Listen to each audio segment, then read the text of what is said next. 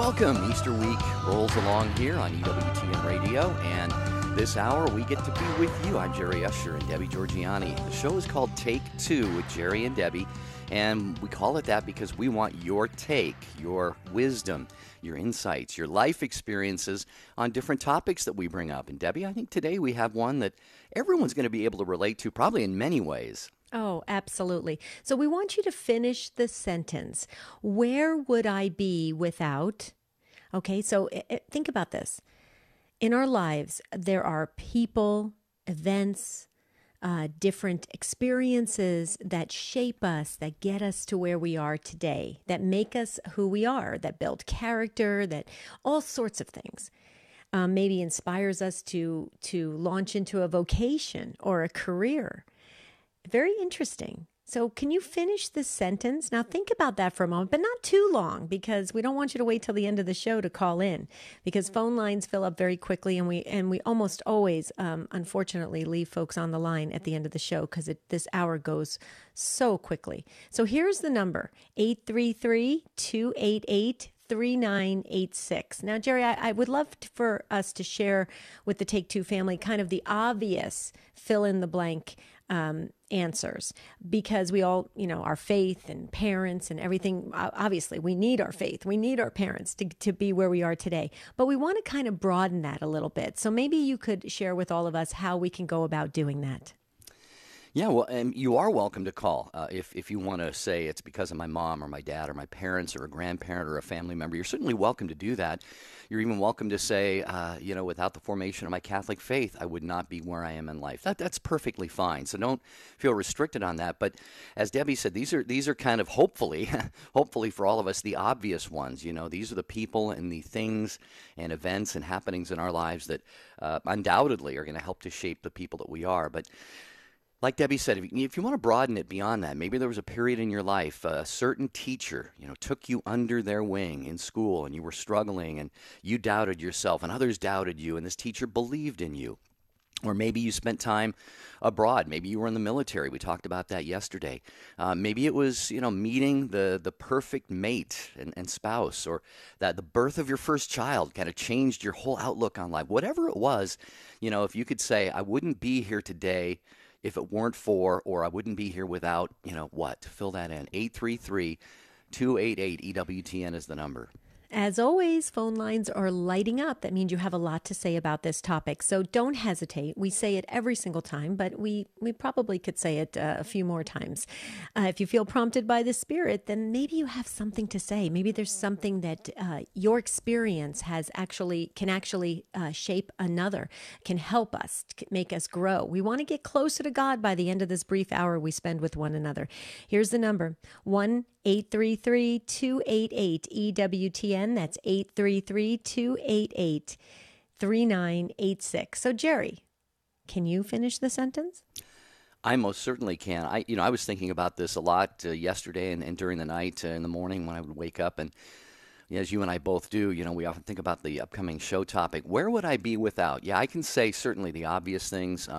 Our mom, a single mom after our parents' divorce, raised 5 kids, did an amazing job. I had an uncle who was a missionary priest, extremely inspirational to me. Obviously, my faith, the gift of faith that God has given me. But when I zeroed in on it, I recalled a dear priest friend of mine, Father Francis White. He was a Viatorian.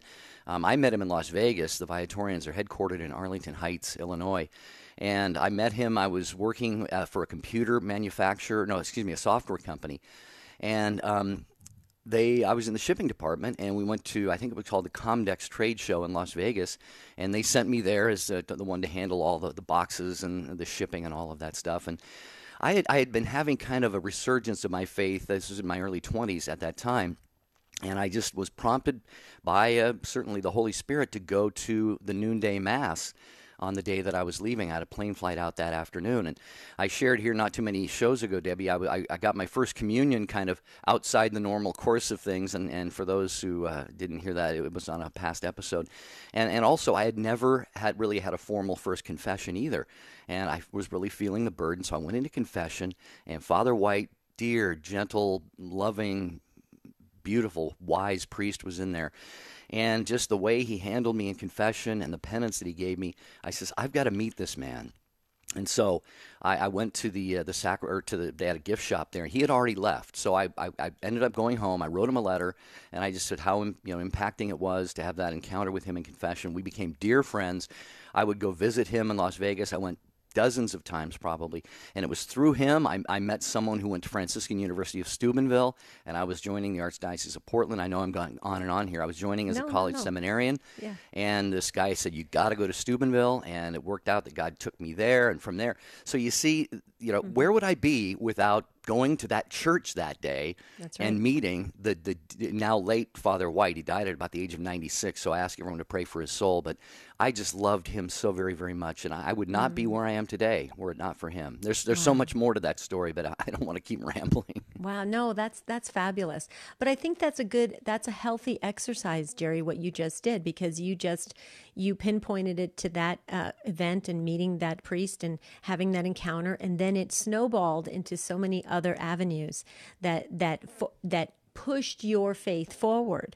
That's very, very important. I think that was wonderful what you just did. And because of what you were sharing, it actually prompted me to share something that I wasn't going to share. But I sure hope my sister's listening, because we actually talked about it about a week ago. So I know it's going to put a big smile on her face. But I'm going to build a little suspense here, because we want our listeners to call in and share their experience about this, or their event, or their person that has really impacted their life in a very, very strong way. 833-288-3986. Please call in and share. What you have to say is very important. Your story is very important. 833-288-3986. All right, the question that you are filling in the end of is, where would I be without?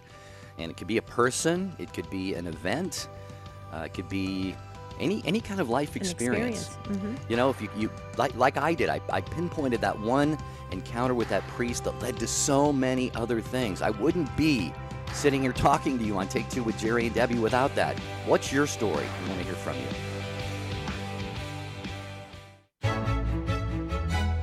This is Jeanette Benkovic, host of Women of Grace. From all of us here at the EWTN Global Catholic Radio Network, Happy Easter.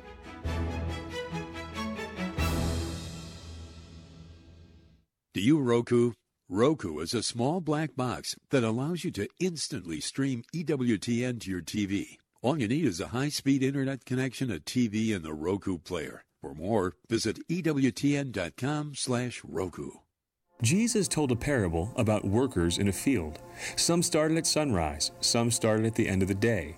And when they lined up for their pay before heading home, everyone got paid the same amount. Of course, the guys who showed up at sunrise complained. Why do we get the same pay as the guys who showed up at the end? And the boss said in reply, if I'm going to be generous, why are you complaining about that? We love justice. We love our pay. We love to demand our pound of flesh if someone's wronged us. We love getting what's coming to us. And you know what? That's fine. There's something about natural law that makes us want what seems the most fair. But there's something better than fair. It's mercy. It's giving to people who don't deserve. It's lending to people who could never pay us back. It's forgiving even when someone couldn't possibly earn it. That's how God is toward us. It's how He calls us to be toward each other. This is Chris Stefanik from RealLifeCatholic.com on EWTN Radio.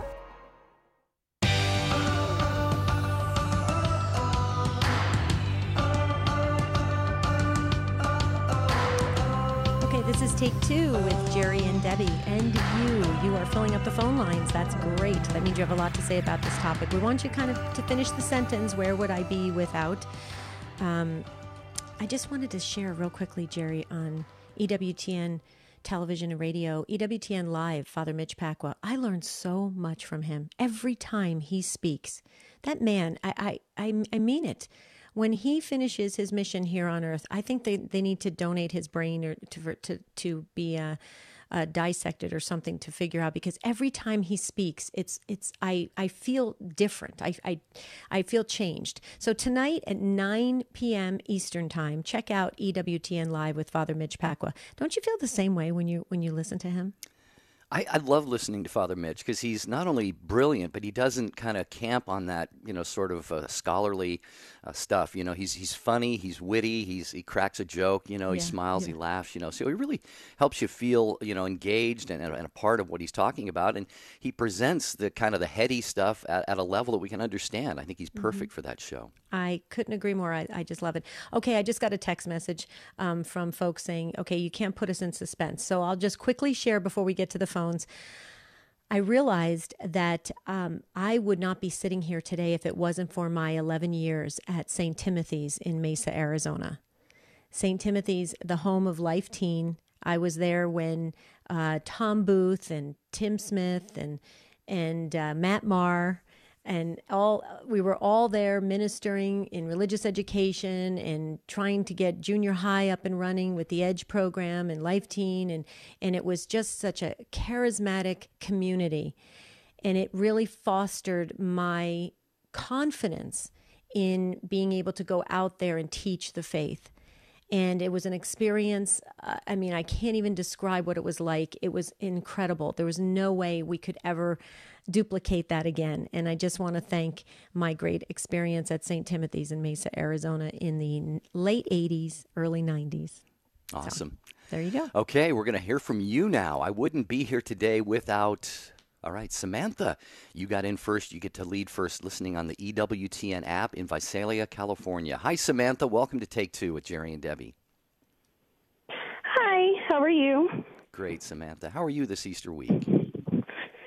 I'm doing good. So I'm calling in because for me, my big event was when I was actually in 8th grade. My dad took me to a Walk for Life in San Francisco. And ever since I went there, I felt very passionate about the pro-life movement. But when I went into high school, I kind of stepped away from the faith. I still had to go to church every Sunday because my parents made me, but I didn't really live it out. And so a couple years after I graduated, I ended up pregnant by somebody I didn't know very well. And I kind of had that choice to make, of whether or not to keep the baby. And when I got to that point, I just prayed a lot, and I was like, this is like the last straw. I knew that I had a choice, and if I was going to do this, I turned away from everything I knew from my faith. And then if I decided to keep the baby, then I was going to kind of turn back to God and just have to leave it because I didn't know where my life was going to go. So I decided to keep her. And after that point, I just got closer and closer to God. And even though I went through like a really deep depression throughout the time, and had a lot of stuff to figure out, I just kind of stayed close to God. And I ended up actually being with her dad, and now we've been married for 5 years. And we have our third child on the way, and he's actually joining the church. He's starting RCIA, and we're both just very happy and in love and just loving where God's taking us throughout our life. And I'm just glad that I trusted him and that I had my dad taking me to that experience, so I had those strong feelings for the Walk for Life and the whole pro-life movement. Yeah, those strong foundational pro-life feelings, absolutely. So you can pinpoint it, Samantha, to when your dad took the time, made the effort to expose you to this incredible movement of the pro-life work that's being done around the world, and that stayed with you. So what this tells me is that it's very important for us as parents, the primary catechists, to expose our children to as many things as we possibly can that is going to plant those seeds for the future, because that's what it did for you, Samantha. And look how your life has blossomed into the most incredible life story. Yep, absolutely. Yeah. I love it too, Samantha. You said the way you described it, you got up against that brick wall and you thought, what do I do? And that's a very real question that even someone like yourself who had that experience with the pro-life work, and your heart had been on fire for life and all of that, you found yourself then in a real life situation. And God, I like to think that God kind of holds his breath sometimes. Says, what is my son or daughter going to do in this situation? And he's just waiting. Hopefully, God willing, we make that right choice. And then he says, okay, you chose life. You made the right choice. Here are more blessings because of that. So, yeah, I just think, and yeah, I think we can hear one of your precious little ones along with you, Samantha, it sounds like. Yeah.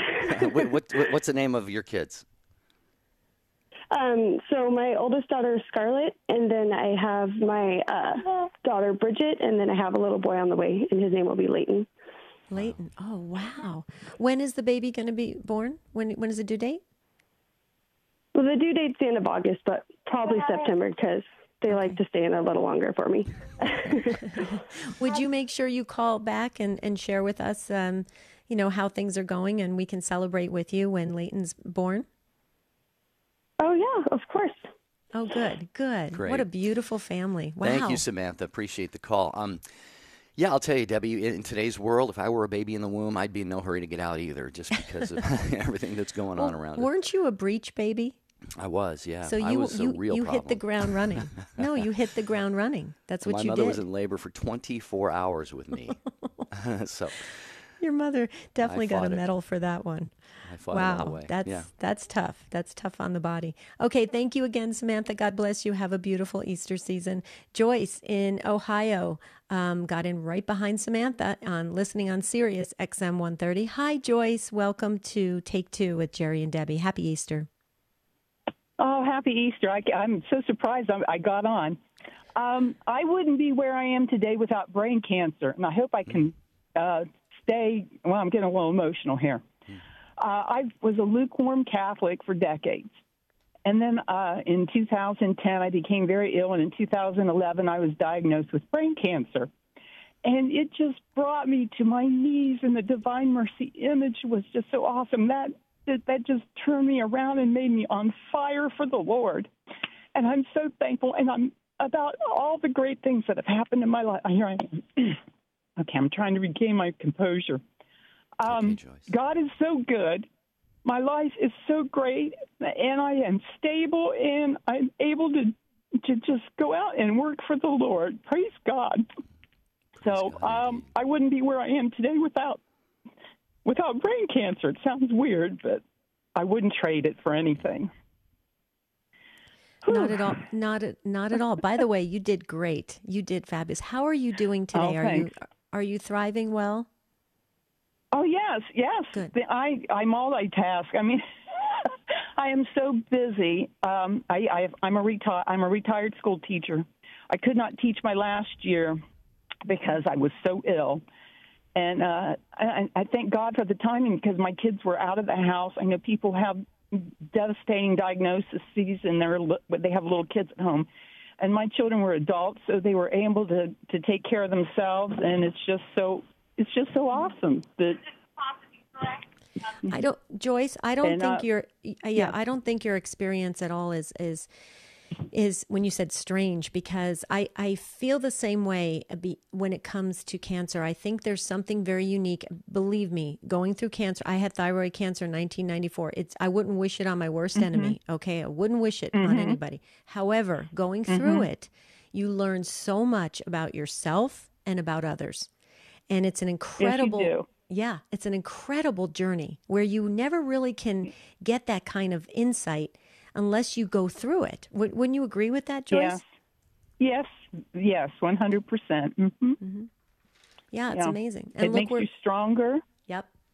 And it makes you rely, and then you're not in control, because I was a control freak. I still am somewhat, but I was totally a control freak. Mm-hmm. Me too, Joyce. Me too. And then me too. And you have to let go, because you have especially when everything around you is being controlled for you, and you're just kind of going through the motions of it. You have to rely on God, or I would hope people rely on God. Yeah. Wow. Yes, you do. And it's just brought so many positive things into my life. And I've made many friends, and I thank God that He brought me through this, and I'm able to do what I do. Well, it's beautiful that you do, and thank you for your teaching career, first of all, and all that you're doing now for the Lord, like you said. But I'm so glad that you called and shared, Joyce, because a topic like this today, we could look at it only from kind of the, quote, good things that happen, or the good experiences, the good relationships that we have. And even something like this, you're saying good has come out of it. And I think that's such an important lesson for all of us, because we're all going to go through whatever our cross is in life. And this has been one for you, Joyce, and you, with God's help, you have scaled that mountain, and now you're proclaiming His goodness from that mountaintop. I think it's absolutely beautiful. Thank you so much for calling in and sharing that with us today. Yes, thank you, Joyce. God bless you. Continued great health and ministry work that you're doing out there in the world. And I agree with Jerry. Thank you for your teaching career. What do I always say, Jerry? I think there's going to be a special place in heaven for teachers and nurses. I just do. Right.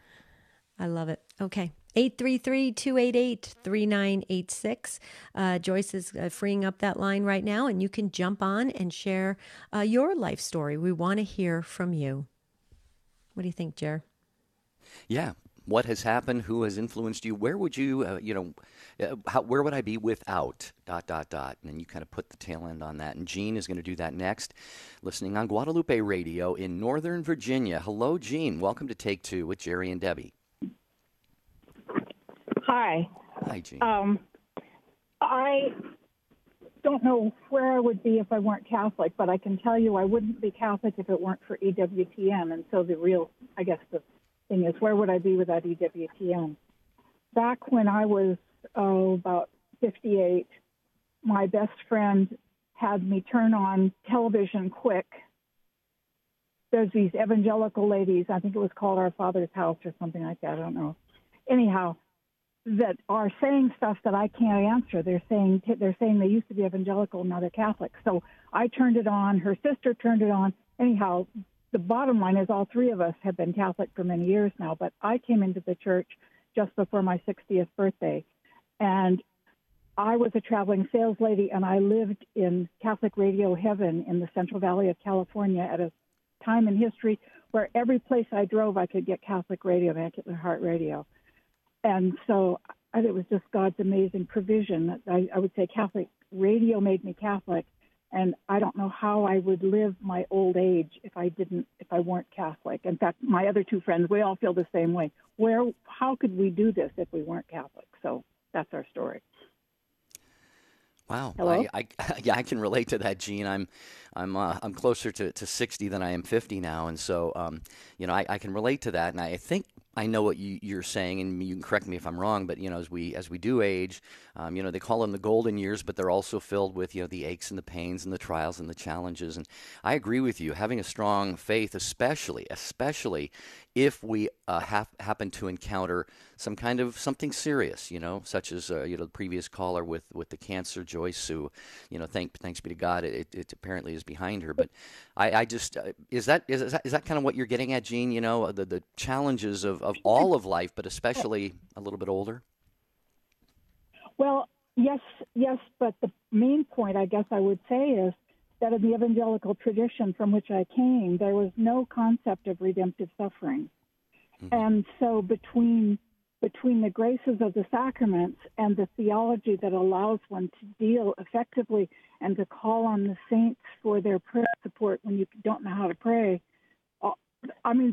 just every conceivable aspect of being Catholic makes old age not just tolerable, but redemptive. Yeah.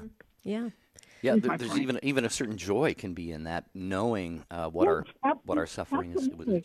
Yeah, Mm-hmm. Deb. Well, and I just want to tap in, Jean. I just want to tap in real quickly to what you said about EWTN radio and television. It's the biggest religious network in the world, correct, Jerry? EWTN? That's correct, yeah. Okay. Yeah. And it's huge. And so it's available on all these different platforms. And I've often said this, it's a jewel in our midst. And we just must take care of it. We must take care of EWTN radio and television and our local affiliates radio, because it's so important. We need, look, your story, Jean, this is why Mother Angelica did what she did. She wants more Jeans to really embrace the faith and live out the faith and experience all the blessings. So I know we're in pledge drive season, Jerry, and that's probably why I'm thinking about it more when Jean was talking, but it's so important that we take care of what we have right available to us right now. Yeah, absolutely. Gene, we're coming up on that break that we cannot move. You'll hear the music here shortly. So on that note, we will wish you a beautiful and blessed day and a happy Easter. We thank you for calling Take Two with Jerry and Debbie. And feel free to call back anytime. We just love hearing your heart and the heart of all of our other listeners. Cynthia is going to be next. Jeanette is in Fort Lewis, Washington, right out of the Seattle-Tacoma area. We've got others on the line as well. This is Wednesday of the Octave of Easter. He is risen. Alleluia. I'm Jerry Usher with Debbie Georgianni and you, asking you to share your take on where would I be without, and that could be a priest who was, at your bedside when you were sick in the hospital. It could be a parent, a loved one. It could be the nun who whacked your knuckles in grammar school. It could be some kind of it could be a beautiful sunset that you saw and turned your whole life around. Whatever it is, where would you be without something significant in your life? 833-288-3986. There's an open line for you. Post your intentions on the prayer wall on Jerry and Debbie's website. To get there, just click on the bright yellow J&D logo at take2show.com. Jerry and Debbie personally reply to every prayer intention that's posted. Others will also offer you their prayer support. When there's something important you want prayers for, post it on the prayer wall on Jerry and Debbie's site. Visit take2show.com, click on the J&D logo today. Father Benedict Groeschel. I often go back to my childhood. In church, we love to be reverent, to Christ present in the Eucharist, to Christ on the cross. But I was also impressed by our sisters who taught us in school to pray before every class, to pray for what we needed. Because we could be irreverent, we were taught to go to confession on Saturday and to ask ourselves, did we say our prayers well and without distraction? All this was reverence. Now what do I see? I hear one irreverence after another. And week after week, month after month, the media churns out things that make fun of religion in general and make fun of Christianity in particular, and particularly make fun of the Catholic Church. No class. Absolutely no class. The leading Catholic voices are on EWTN Radio. We need EWTN Radio for the reason that Mother Angelica founded this entire enterprise. She always saw this as a spiritual growth network. It was to be an enterprise in media that reached people in all aspects of their life. She saw this as a holistic approach to reaching the whole person in the middle of the world and bringing them truth and life. Raymond Arroyo thinks Catholic radio is important. So should you. I'm Brian Patrick. And I'm Gloria Purvis. Tomorrow, Father Bjorn Lundberg. And we talk with a member of the Sistine Chapel Choir on Morning Glory on EWTN Radio. Now back to Take Two with Jerry and Debbie.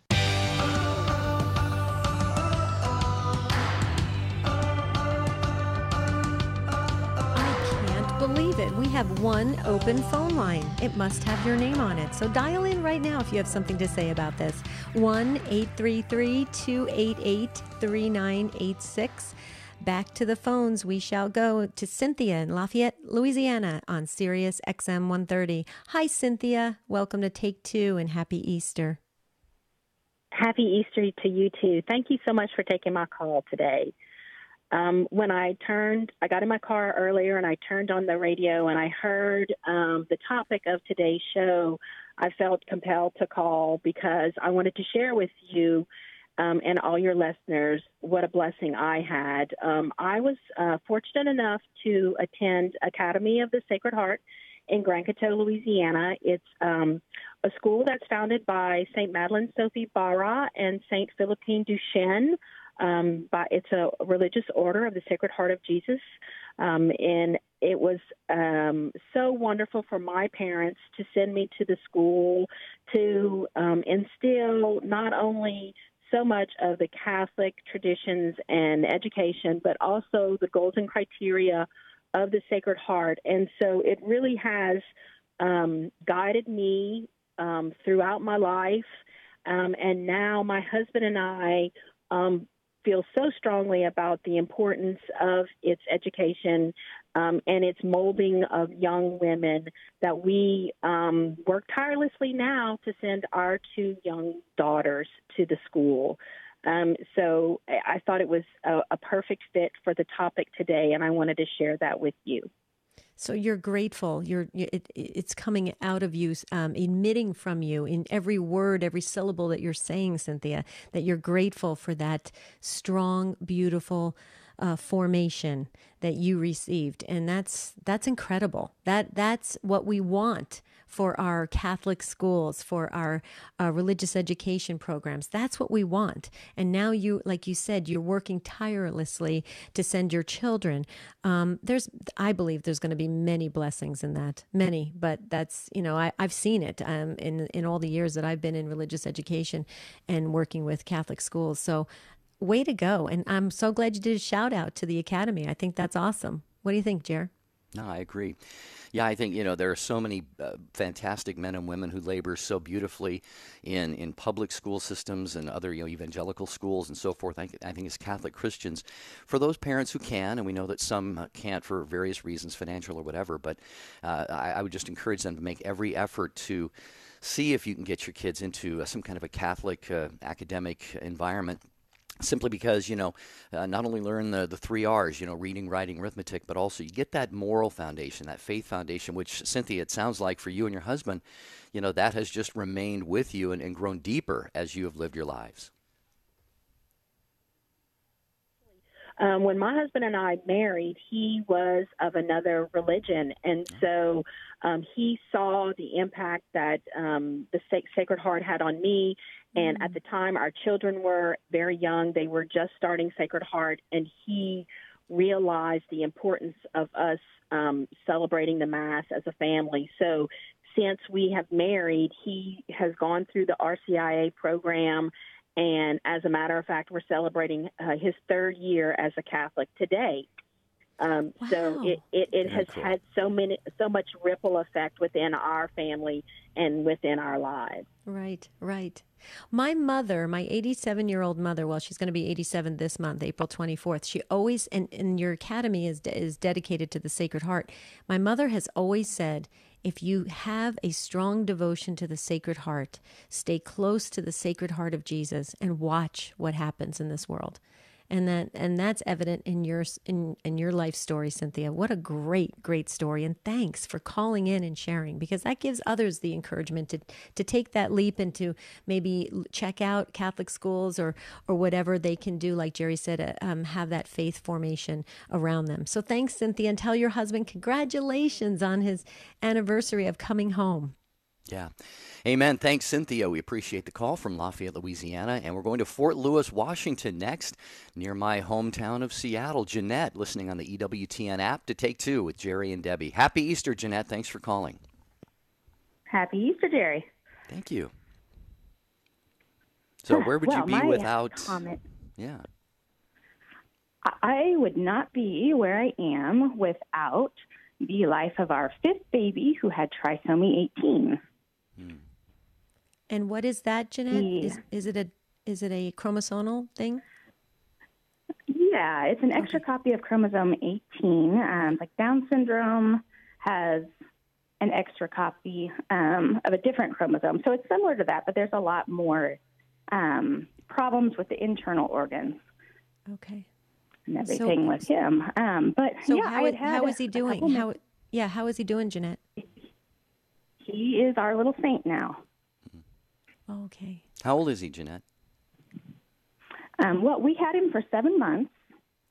Oh, you're a little saint. I got you. Yeah, okay. Our little saint, yeah. He's our little saint in heaven. But yeah, I got pregnant with him after having a couple miscarriages, and my husband and I had decided that we were going to kind of take a break for a while from trying, and but yet at the same time, I felt like this desperation to hold my child, to know my child.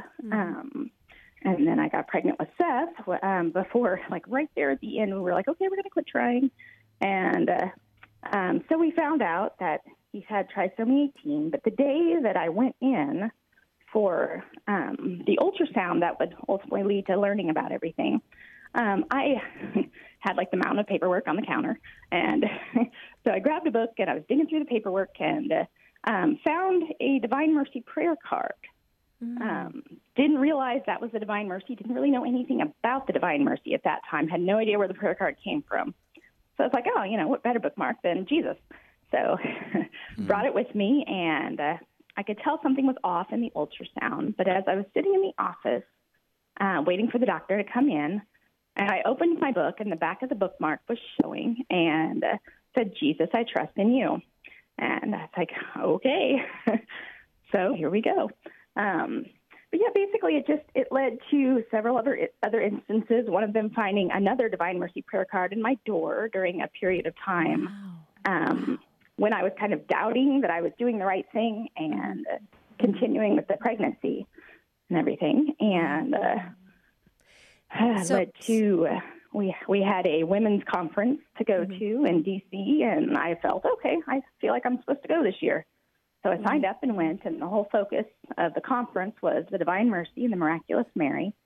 Right. And so basically it led me into a whole journey, learning about St. Faustina and the Divine Mercy and all the history behind that, which I really encourage anybody to do. Oh, yes, absolutely. Jeanette, can I ask a question? So your son was, your son, and you said his name was Seth. And you said, okay, so is it safe to say that Seth, his mission, you had him for 7 months.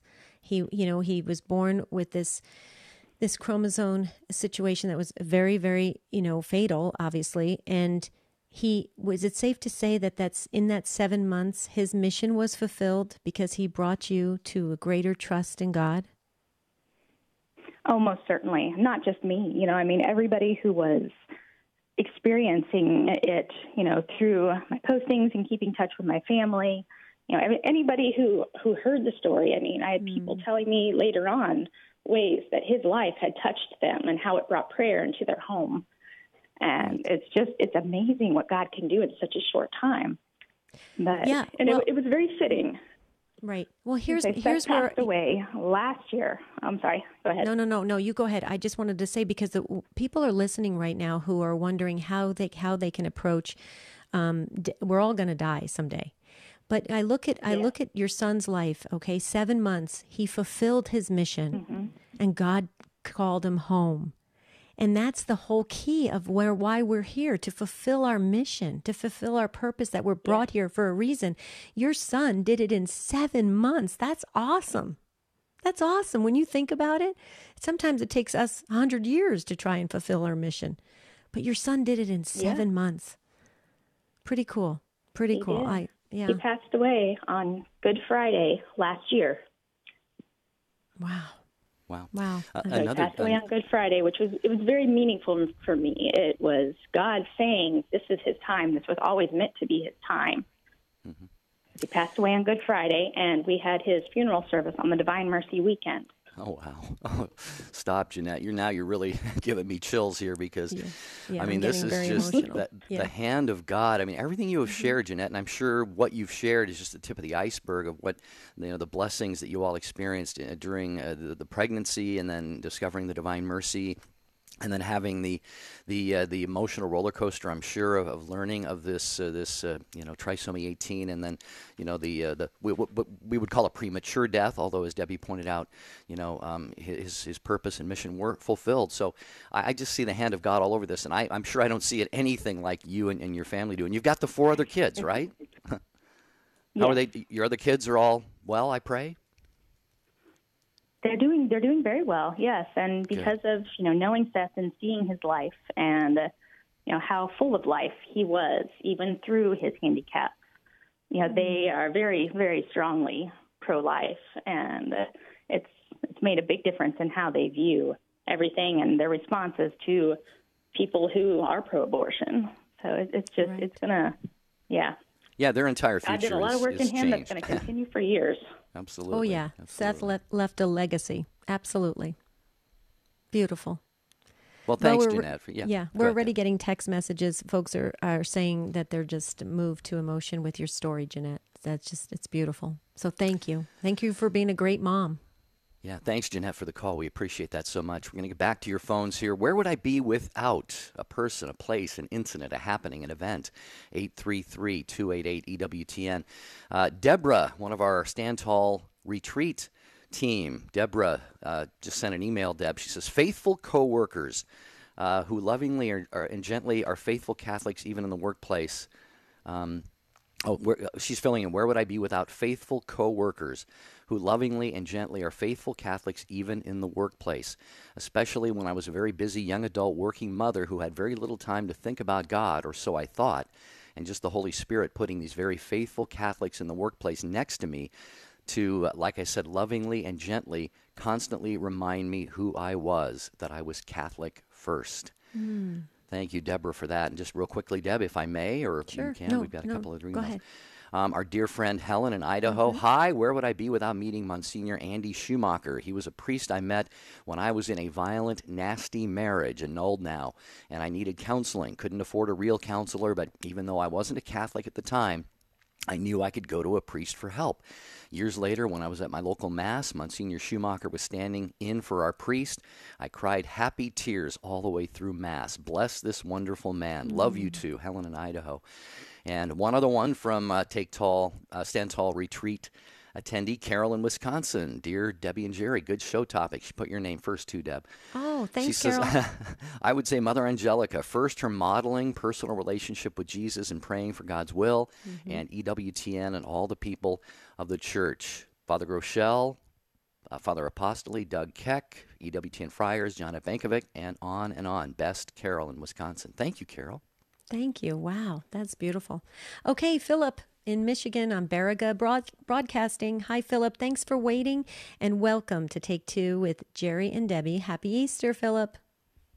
Happy Easter to you. It's a beautiful octave of Easter. I am so inspired by all of the callers. They're just beautiful stories, and I'm noticing, too, a connection with the Divine Mercy. It's being mentioned in almost all of them.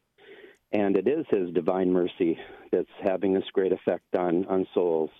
Mine is a story of arrogance and selfishness, but I wouldn't be where I am today if it wasn't for the love and faith of my parents, who are both deceased right now. But when they were alive, they never gave up on me. They kept the rosaries and small sacrifices, always going for their Philip, never giving up. And the great Jubilee year of 2000, I came back to the sacraments, and I found St. Maximilian Kolbe's group, the Militia Immaculate. And, Mother Mary took me right by the collar in 2001 and put me right to work. My life changed. I left my occupation for full-time work with the elderly in nursing homes, and been doing that ever since. Now it'll be 19 years coming up in June. And, 18 years.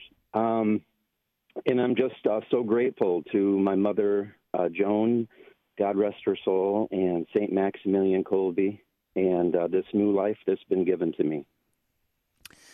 Philip, that is fantastic. Again, the love, the power of parents' prayers. You said it was 2000 during the Great Jubilee year. Were they still living? I presume they were living. So did they get to see your return to the sacraments? Oh, thanks be to God, they did. Yes, my father passed away in 2013 and my mom in 2015. But they did, and they got to see this new creation. And I was just so grateful that my life was worthy, of all of their works, their toils, their prayers, that none of it was in vain. And here I am now finishing up a talk for the Holy League at our church at Holy Rosary, which is all in relationship to the Divine Mercy Novena.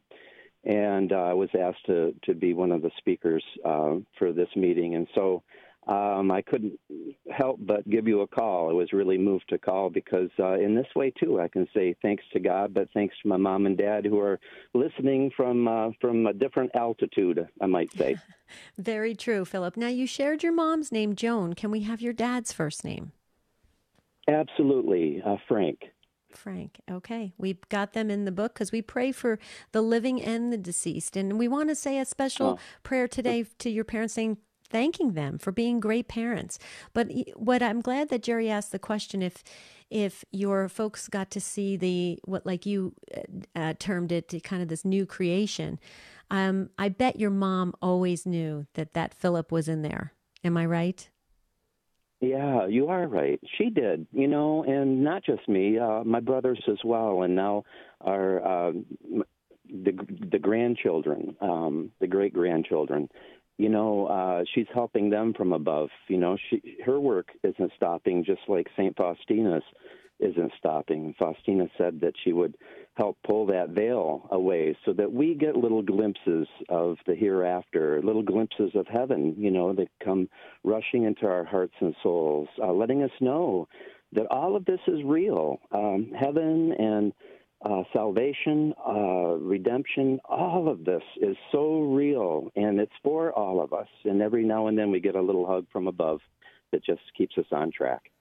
Amen. Amen. Thank you, Philip, so much. Great stuff. And I just want to just tail off of what you're saying there and just quickly about Divine Mercy. Dear friends, we are coming up on Divine Mercy Sunday. Do not ever doubt. We must, one of the recent readings, I think it was Holy Thursday, Debbie, at Holy Thursday Liturgy from Hebrews, talks about approaching the throne of grace, the throne of mercy with confidence. Let us confidently approach his mercy. How can God deny a prayer that's in alignment with his will? And if we're talking about the conversion or salvation of somebody, it can't possibly be opposed to God's will. So if any of us know anyone who is in a bad place spiritually, not walking with God, not practicing the faith, let us confidently place them in the divine mercy, the Sacred Heart of Jesus, and then trust. And then trust and just have that faith and that confidence that God he will not refuse such a prayer. I just really believe that with all my heart. Thank you, Philip. Yes, thank for the you. call. Appreciate that. Just got to mention, too, Debbie, I know I'm hogging here, but I wanted to mention Catholic News Agency because it's one of the finest. It's the only fast, reliable, and free Catholic news source that brings blogs and stories and opinions and more right to your fingertips. It's CatholicNewsAgency.com. And guess what? You can count on it because it's a service of EWTN. So check it out, CatholicNewsAgency.com. Guess what, Jerry? We don't have to answer. We're sending the Virtual Patience Award to California. Mary gets it. Mary, way to go. Listening on Sirius XM 130. It's a virtual award, Mary, but it's yours. Happy Easter.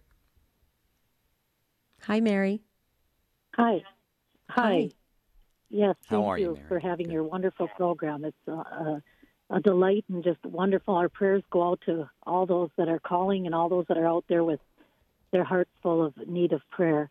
I just want to comment shortly on little Seth, his story. It just touched my heart in a special way and brought tears to my eyes. I admire the family and their longing for children and open to life, that the Lord blessed them with all these little miracles. And it made me reflect on a little blessing from God that we had. We were expecting as well and open to life. And during the pregnancy, the doctor, I don't know why, but in the middle of the pregnancy decided to do a pap smear, and I bled more than normal, and the doctor said that's just normal or whatever, and I went home and continued to bleed just continually heavily. So we went back to the doctor, and the doctor said, I think you might lose your baby. And so they kept me in the hospital overnight, and the next day we passed our dear little miracle, and it was just too tiny at that time to stay alive in the incubator. And so the little one passed away at the hospital, and they took the body. And during the night, dear little sweet little nurse, she came in the room with a little flashlight carrying our little one's body. And she said, I would like you to just take this little body. I can lose my job if they knew I was here, but they're going to do an autopsy on it, and they're just going to pull its little arms and legs off. She said, let it go to Jesus. Let it go back into our Blessed Mother's arms. Let her gently rock the little baby up in heaven, and you'll see it someday all intact, and know that it has a little soul, and it's back with our dear Lord. And we did. We went and had a funeral, and I was so grateful to that little nurse, because she's now since passed away with cancer. May God rest her soul. But it was just amazing. Last night, Mother Angelica was on, and it couldn't have been hitting my heart more. But I looked at the date that the program was aired, and the programming was aired, I believe, I could be wrong, it was July 13th, I believe, 1993. And our little Mary Joseph was buried on July 4th, 1993. And a woman called last night, and she said that she had a daughter that had a child that was born and that lived like 48 days. I can't remember. I'm sorry, I'm saying the wrong timing on everything. But Mother said, that little child didn't go hungry one day. That little child didn't sin. That little child is in the loving arms of our dear Lord. And Mother is my inspiration, because I could not have gotten through all these years raising our children. And she has been such a blessing and inspiration to so many. And I just want to give her so many words of gratitude and thanks. And I know she's up there holding my little one right now. So God bless each and every one of you. Happy, blessed Easter. And say a little prayer to our Holy Father, too, that is there with our loving loved ones. God's blessings to all the angels and saints who are there with our loved ones, and know that these little souls make a difference if they're only here for a moment. God has a purpose for their beginning and a purpose for their end. And it has truly, like little Seth, has brought our children closer to the knowledge of a heaven that we're going to go to, that our bodies are just something, instruments here, but our souls are right there with him. And that's where our journey, we want it to all go to. And may the family of Seth know that I greatly will keep them close to heart in prayer. And what an example. Thank you so much for calling today. God's blessings to all of you mothers and families out there. Mary, we couldn't add anything to your story. I'm sure Jeanette is listening right now, and she's beaming from ear to ear that you had commented on her little Seth and the purpose that he brought to this world. And he still is transforming the world, which is beautiful. But Mary, that's why, if you heard at the beginning of the show, I've said this so many times, that nurses and teachers, I do believe that the good Lord is going to create a special place for them. When you said that nurse stepped out and she was really coming from her heart, coming from her soul to soul, and look what she did. I mean, she risked her job. She could have done so many other things, but she did it because she knew in her heart it was at that moment the right thing for her to do, for you, for the baby, for your family. Wow. I hope this beautiful nurse you said she's passed on. I hope she's met her wonderful eternal rewards in heaven. Yeah. We'll pray for her. And Mary, thank you. You'll be in our prayers. Please keep us in yours and enjoy the rest of this beautiful Easter season. Debbie, you said at the start of the show, we get to this point and we're just seconds away from the closing music. Apologies, Sheila, Scott, Mary Joy, Anne Marie. Please, if you wish, you can email us at take2@EWTN.com. We just get to this point in the show every day. Real quick, from Facebook, Magda said, where would I be without Padre Pio? Debbie, you're going to love that. Yay! I didn't know who he was, and one night going through TV, Father Apostoli was starting a talk on him. Ever since then, 1998, he has been accompanying me and my family to every country we have moved to, and they're now in San Antonio, and there's a shrine of Padre Pio there. And Steve said, where would I be without having great parents and being raised on a farm? I have that in common with Fulton J. Sheen. So thank you, Magda and Steve, for your comments. Debbie? Wow. We're coming back tomorrow. We are with another show. We're talking about gossip tomorrow. We titled it, They're Talking About Me. We're going to be talking about how the gossip really is breaking the commandments and how it can change our lives if we can break free of that chain of gossip. So that's tomorrow's show, Jerry. All right, until then, again, happy Easter to all of you from Take Two with Jerry and Debbie, our show team, and everybody at EWTN. Have a beautiful and blessed day.